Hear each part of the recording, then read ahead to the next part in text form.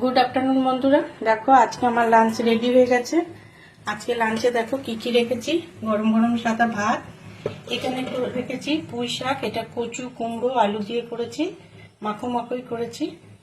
আর এটা হচ্ছে মানকচু বাটা, এটা কাঁচাই করেছি। এটা নারকেল দিয়ে একটু নুন দিয়ে বেটে তারপরে তার উপর দিয়ে সর্ষের তেল আর কাঁচা লঙ্কা দিয়ে দিয়েছি। এটা কোনো গরম করিনি, এটা একদমই কাঁচা মানকচু বাটা এটা। আর এটা করেছি ডিমের ঝোল, আলু দিয়ে ডিমের ঝোল করেছি, এটা কোনো পেঁয়াজ রসুন দিইনি। আর এটা আলু দিয়ে ডিম কষা করেছি, এটাতে পেঁয়াজ রসুন দিয়ে করেছি, গরম মশলা দিয়েছি। এই হচ্ছে আজকে আমার লাঞ্চ মেনু। তোমরা কে কি লাঞ্চ করলে অবশ্যই ভিডিও দিও দেখবো। আমার লাঞ্চ মেনু তোমাদের কেমন লাগলো, বিশেষ করে এই মানকচু বাটাটা তোমাদের কেমন লাগলো অবশ্যই কমেন্ট করে জানিও।